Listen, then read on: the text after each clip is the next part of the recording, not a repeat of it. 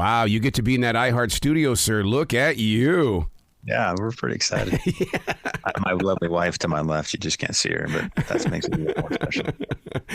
Thank you so much for serving our nation. I mean, we don't get to say thank you enough, so thank you a million times. No, I appreciate that. Thank you. Yeah, it was. In all honesty, it was a pleasure to serve, and I mean that. It was. I enjoyed it. I joined as a young kid because I wanted something exciting and fun to do, and I stayed for 30 years because it never stopped being exciting, and I love the people I got to meet and lead along the way. So it was certainly a pleasure, but I appreciate the sentiment. Do you find yourself being a visionary in the way that you've always got to know what's going on before you arrive? No, I think, certainly in the military, they train you to do your best to understand the battle space, as we say, or understand the situation you're going to jump into for good reason, right? When you do operations in the military, you're doing high risk operations, you're flying helicopters or fighter jets, you're taking submarines into enemy territory, as they say. So it's always nice to know what you're going into because then you can plan accordingly. But, I'm also finding as you go through life, that's not always the case. And, certainly as I looked at once I left the service after 30 years, didn't quite know what that was going to look like. And, but I've also enjoyed the uncertainty and knowing that, I've got a great team. I got a great wife, great kids, great support network. And so some of that's also been fun is not knowing and enjoying and kind of embracing the unknown, as they say. I keep a defrag journal. In other words, I ask the questions, I question the answers to myself. I can't imagine the defragging that you have gone through after those 30 years on how to become that regular guy again. Yeah, I think in that way, the book was great for that. Mm-hmm. They say written out is thought out. And I think, it was good for me to spend time thinking over those 30 years. And, for many ways, right. It was the incredible people that I met and served with. It's when you think about being part of an organization where people volunteer to serve, to serve a higher purpose than themselves. They're not doing it for the money because you don't get rich in the military and they're often willing to risk their lives to do that. That's a pretty powerful group of folks to be around. So, as I defragged, as you say, look back on that career in the military, it was really just all the people I met and the people I was lucky enough to serve with, and then all the exciting stories that came with it. I mean, I knew that, whatever came next after the military probably would not be as exciting. The book has been fun to promote that. And my work now in nonprofit is also challenging in a different way. Mm-hmm. Mm-hmm. But not the same uncertainties, not the same necessary life or death experiences you often are faced with, or high risk operations, as they say. So I told my wife, Mary, I'm going to take up skydiving just to fill.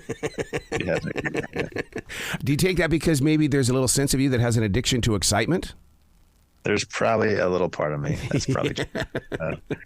Yeah. Inspiring is the book's title, only because you could have said sink when you can, but you did not. You said surf. That tells me that you're staying on top of it. No, I like that perspective.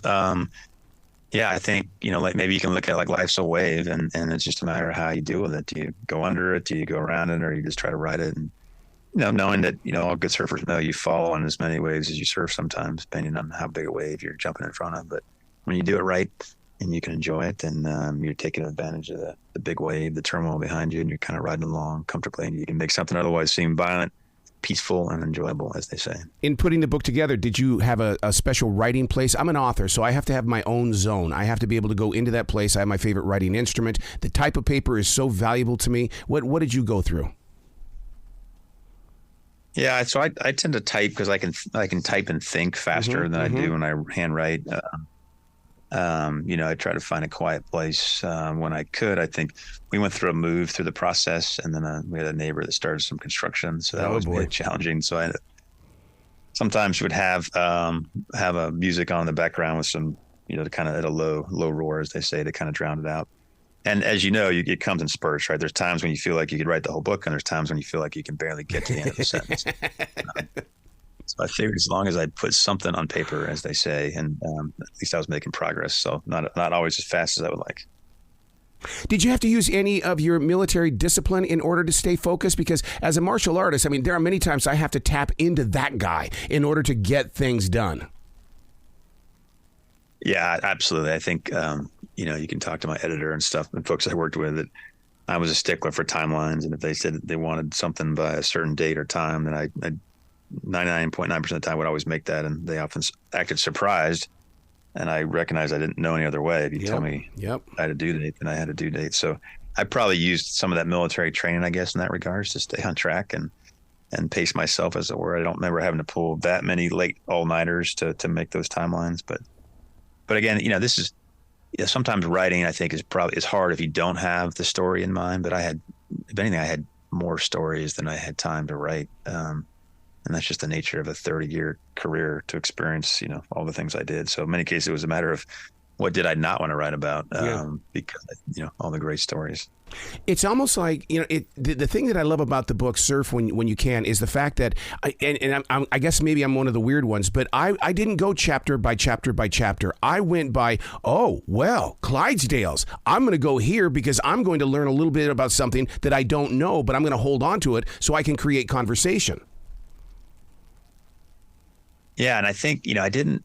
It's a memoir in some ways. It's just a bunch of stories. It's a journey. I mean, in many ways, right? The book for me is trying to capture what I learned and how I learned it. Because I won't pretend I joined the military 30 plus years ago. Actually, when I was 18 and went to the Naval Academy and knew anything about leadership. I think I had great examples from my parents. I think I had a great, I learned a little bit in my first job as a lifeguard, but I went to the Naval Academy because I wanted to fly. And I would have skipped the Naval Academy to go right to flight school. Wow. So that was my number one priority. But obviously, I recognized there's a lot to learn about being a leader as well. And I learned over the course of the career. So I tried to capture with the book that growth, right? The story, telling the stories through characters I met and the leadership, things I learned along the way that ultimately kind of got towards the end of the story, which kind of culminates toward the end of my career. But it was kind of a random journey. But yeah, they were fun stories to share. And I think you could probably take any chapter individually, and hopefully it stands on its own.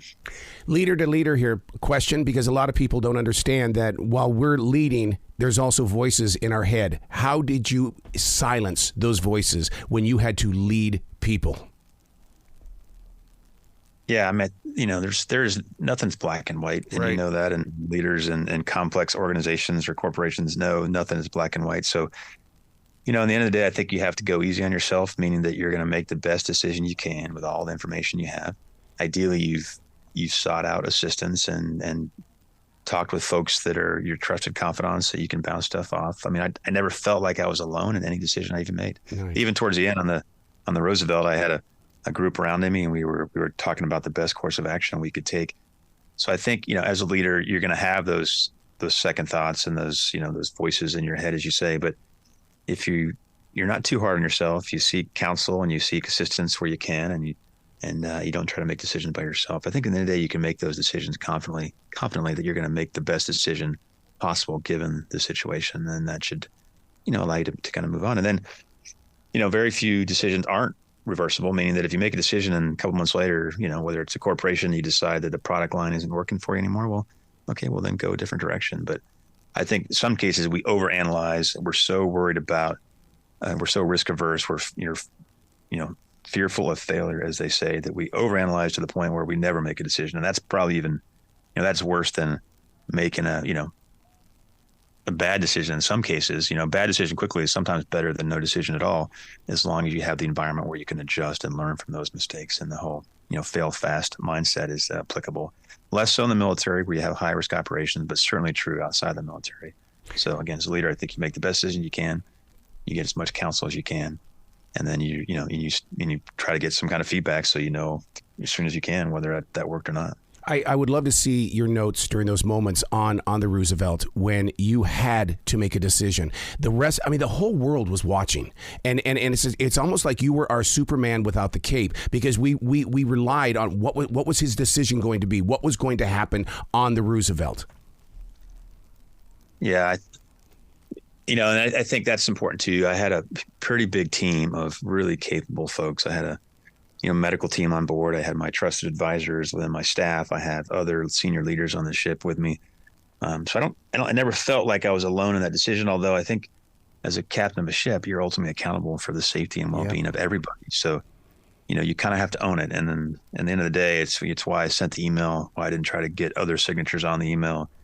I kind of, just said, it might not be a perfect decision, but it's the best decision we can make right now to try to get the help we need for the sailors. And again, it was maybe a career versus conscious moment for me, knowing that it wasn't going to necessarily, put the gold star on my record for future promotion. But I also knew at the end of the day that I needed to do what was right by the sailors, which is really what my number one priority was. One of the things that I've learned as we march through life is the fact that it's a continuation. Nothing happens unless something has happened before it. And taking a stand, the journey before taking that stand, the opportunities to face moments of defeat and question, and yet you had enough strength and courage to take that stand. What was the path to that moment? Yeah, I think, again, I learned a lot about leadership from my mentors and people along the way that kind of took me by the side or showed me the way to do it or talked to me at critical moments in my career to kind of demonstrate, how to go about being a leader, how to inspire, how to motivate. At the end of the day, leaders are not managers. That you have to, Right. Ideally, you have to be able to manage to be a good leader. But, just because you're a good manager doesn't make you a good leader. To me, leading is about inspiring. It's about building trust with your organization. If you do that well, the power of that what you're able to accomplish as a team is incredible. So, you can look at it at a ball field. You can look at a good coach, if you're a baseball player and recognize that you might have the best talent. I mean, look at an all-star team in baseball. Mm-hmm. You got some pretty incredible talent, but they haven't played together. It's a new coach.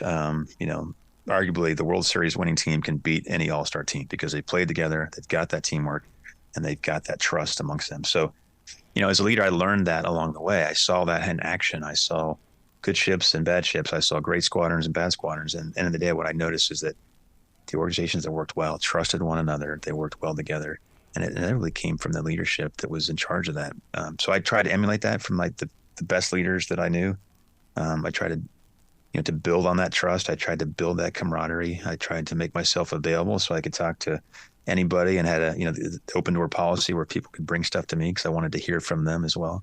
And that again, that gave me the strength, I think, to make the decisions when the time came. And I knew that the crew would trust me when I had to make those tough decisions because I was willing to listen and I understood on a very personal level what was motivating them. And I think in the day they respected me for it. And not all my decisions were well liked. There was times when we had to work hard. There was times when we had to be underway during holidays, Christmas, Thanksgivings. But that's the nature of the job in the Navy, as they say. At times you have to do that. That's the sacrifice. But my crew, I think, respected and understood that we weren't going to do that arbitrarily. We were going to do that when we had to. And then when we had moments where we could give them time off or we could pull in early or give them extra liberty or give them extra internet access, then we would do all we could to help them out do that. And I think that's that trust. That's that camaraderie you build and you can inspire as a leader if you do it right. To be the captain, that meant that you were in charge of several different departments. That's almost like a family tree. This guy's connected to this person who's connected to this person to this person. I mean, to have that trust, and I love the way that you talk about trust because with trust, you've got to have faith. And I know and I can feel there's faith in everything you're sharing. Yeah, I mean, it's for those who've never been on an aircraft carrier, it's a city, right? You have nuclear power for your energy. You got to feed entire crews. You have to have supplies and stores and cook, 20,000 meals a day. You have by the way, you have an airport on top, which just enables you to launch and recover airplanes and helicopters. And it goes on and on and on. And it's really the city. So many of you guys, I always said that, the CEO is like a mayor. And you've got to make sure you're delegating. I think Colin Powell said it best, right? You delegate till you're uncomfortable and then you delegate some more.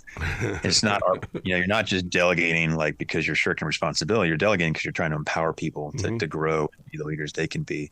And you put the same trust in them that maybe was placed in me when I was at a much earlier age. So my faith really was in the people that worked for me, the people that I knew I could delegate to and trust. And I tried to create the environment where, failure would be okay. I knew they wouldn't be perfect. I knew they would make mistakes. But I also knew that if I was open with them, they'd tell me when they made mistakes and what they were going to do to fix them. And then we'd move on from that. But, my faith was really in the people that I worked with and the leaders that I delegated to. And to run a city like an aircraft carrier, that's really the only way to do it. If you're a micromanager, you need to find something else to do because it's too complex to try to micromanage.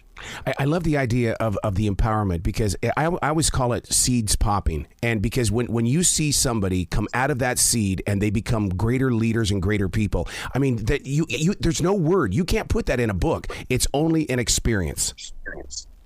Yeah, and it's certainly, I love when I see folks who used to work for me now in positions of senior leadership, because I knew, I got to watch them from a younger age grow and blossom into these incredible leaders. And whether I had any part of that or not is irrelevant. It's just that you watch people grow and learn. And so when you're a leader and you can delegate, and you watch that happen, on your ship or in your squadron or in your corporation, it's empowering. In fact, in many ways, it makes your job easier, which is great because you have people that are doing some of this hard work, but you're also watching people grow and they're the future of the organization. No one stays in any job forever.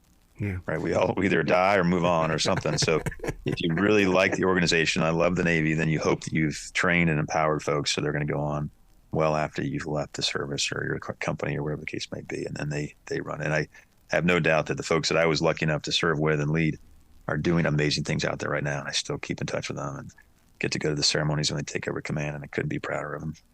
Writing a book is called Cleaning Out the Closet. That means that you have extra time inside your heart to create new things. What is something that you haven't done or that you're about ready to do because you now have that space in your soul? No, I guess that's where I am, is figuring out what I'm going to do. Yeah. I work full time in a nonprofit, and that keeps me busy. And there's, we focus on homeless veterans, and that's a complex problem that is going to take most of my focus, and I'm certainly not going to be able to solve it by myself. But I enjoy that work, and I enjoy taking care of veterans and serving, I guess, in a different way now. So that's a full-time job, and I enjoy that. I think I probably need to surf a little bit more, because I think through the book and my transition and my nonprofit work, I sometimes don't get out and surf as much. And to stay true to the cause and my belief that living a good balanced life, having a good life-work balance, as they say, then I've got to get on the board a little bit more and spend more time and travel with my wife, who has accompanied me for 20 moves and 30 years, and so now we're gonna have to do some traveling. Wow. You said one of my favorite words, transition. I do a transition walk every day through this forest because I believe that we need to study our transitions. I can't imagine how you're able to handle your transitions and see new transitions appear at the same time. Yeah, I'll tell you though, I find it exciting in many ways because you have like a blank canvas, and you could work on motorcycles, or you could go become a park ranger, or you go be a policeman, or, there's so many opportunities. And I think that's what's great about society in our country is you really can, if you, whatever you put your mind to and you want to work hard at. And I also think that for anyone in a transition, particularly when you come from 30 years in the service or 20 years, or even 2 years in the service, take your time to make that decision wisely, get to use the opportunity to get to know yourself and know what you want to do. I think it's sometimes easy to jump into the next job and start punching a clock, and I don't think people will be that satisfied. So I've enjoyed this transition, and I'm enjoying what I'm doing now in the nonprofit world, and certainly this book has been a fun project. And I also kind of like not knowing what's next, and certainly that can be exciting too. And being a part of the iHeart family, one of the things that they taught us was, when in doubt, leave it out. You don't say that. You say, when in doubt, be kind. What a positive way to walk into a conversation. Yeah, I'm a big believer in that. I think I learned that from my parents as a kid. Is everybody is going through something. And I think it's easy to be snapped to quick judgment and see something on video or see something on TikTok and want to judge people. I just think that in the end of the day, we would all be better off if, we're just a little bit nicer to one another. I think when you're a leader, particularly when you come from a position of strength, and you have to be strong. I mean, if you're weak-minded or you're insecure, then it's hard to be kind to people because you're just trying to survive. But if you come from a position of strength or power, if you can get there through your own discipline or through your own strength of personality, well, but you're now in a great position to be kind to people. And it's so empowering. It's so enjoyable to help people out. And it's not a self-serving thing, but it's really goes back to what we talked about. Being kind to somebody really helps them grow and really helps them blossom. And I think, we could all do that a little bit better, I think, in life and it's never let me down. I mean, and I say that with confidence. There's, don't get me wrong. I could be driving in traffic and get frustrated with somebody and want to honk, but you're just going to feel better if you let them in. Yep. Guarantee it. Yep. You just if you can approach life that way, helping out one another just a little bit, I think you'll never regret it. I think you'll enjoy life more as well. What's the website for your nonprofit organization so we can show you guys some love? Sure. It's vvsd.net. And if you go to surfwhenyoucan.com, I've got a whole section of a couple nonprofits that I like folks to pay attention to. And VBSD, Veterans Village of San Diego, is one of them. That's where I'm working right now full time. I think wherever you are, I think if you want to give to a great cause, we can always use the assistance. Absolutely. Please come back to the show anytime in the future. The door is always going to be open for you, sir. Yeah, thank you. I appreciate the time today, but yeah, enjoy the conversation. Well, you be brilliant today, okay? Yeah, you as well. Thanks. Thanks.